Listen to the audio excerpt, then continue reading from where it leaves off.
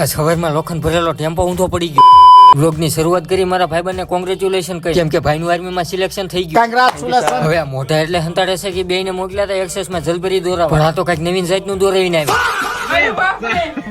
એક્સેસમાં દોરાવેલું sticker જોઈને તો ટેમ્પા ઊંધા પડવા માંડ્યા. Always help someone in a tough situation, એટલે કે મુશ્કેલ પરિસ્થિતિમાં કોઈને પણ મદદ કરવી પડે. ડિપ્રેશન.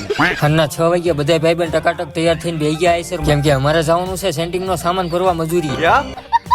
રસ્તામાં જાણીતું પિકઅપ આપણને જોવા મળી ગયું. મને તો ખબર જ છે, પણ તમારે કહેવાનું છે કે કોનું પિકઅપ છે. આપણે જ્યાંથી સેન્ટિંગનો સામાન ભરવાનો હતો એ લોકેશન ઉપર પહોંચી ગયા. આટલો સામાન તો આઈસરમાં ભરવાનો છે, પણ આ જેટલો તમને આડો અવળો પડેલો દેખાય એ હોતન ભરવાનો.